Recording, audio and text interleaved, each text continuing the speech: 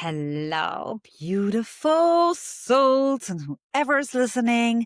You are here now because you need to hear this message. This message found you, and it's a magnetic pull. And there's a beautiful exercise that I wanted to share with you, or something that I do on a regular basis because it's really powerful.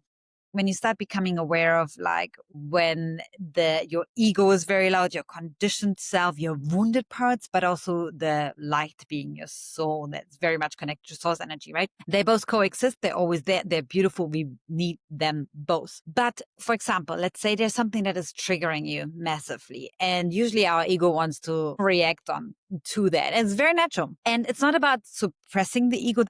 What I love to do is when I feel like, oh, my ego wants to have a tantrum, it's like a child. Allow it to have a tantrum and find a way, like a catalyst to do that. For me, it would, of course, be journaling, or I voice message it to myself. So, for example, there's a person that triggered me, and usually my ego would want to react right away. I want to respond, no, this is not this way. Instead of actually doing a voice message to that person, I pretend I do it, and I do it. I do a voice message, but I send it to myself, or I record it on the app on my phone, whatever you have available. And it's so powerful because in that moment, I create that space for my ego to be seen, for the fear, for the anger, for the hurt, the rejection, the wounded parts, whatever is coming up. And then I let this time pass. I pause. I let this energy flow through me. Usually I do it, of course, when I move. I guess I would walk most likely because that's how I can just shift and alchemize that energy very quickly, so it doesn't stay in the body or get stored in the body cells.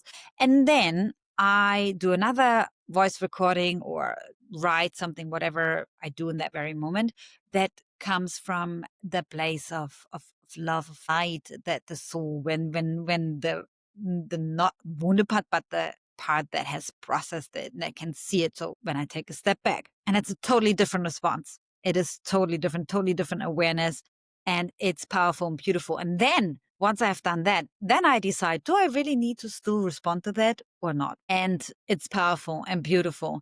And it really helps me because I used to bypass the ego. I used to want to suppress it. I'm like, no, don't react.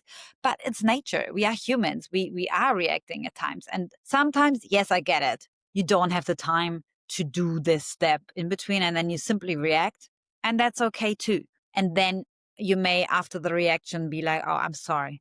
I'm sorry. That was my wounded self. I didn't process the emotion properly. I didn't take my time. I was reacting instead of responding, and owning that, and then recovering from that. How can you recalibrate that? How can you come back together? Because it's very important, and very much will happen in every relationship, no matter the nature of the relationship, that we have these outbursts, that we have conflicts. But how do you recover afterwards? How do you come back and find a good foundation to communicate? How do you communicate through a conflict? And the best way to start it is with yourself. When you have a conflict with yourself, when you have the ego, and then you have the intuition and soul, or the light, whatever you subscribe to. And how do you solve a conflict with yourself? How do you communicate in the conflict with yourself? And that will be a reflection to your everything else in your life, in every area of your life, and every relationship as well. So yeah, I wanted to share that. Maybe this activates you. Maybe this helps you. And if you have any questions or anything that resonated with you or didn't resonate, leave comments below. I always love to hear from you guys.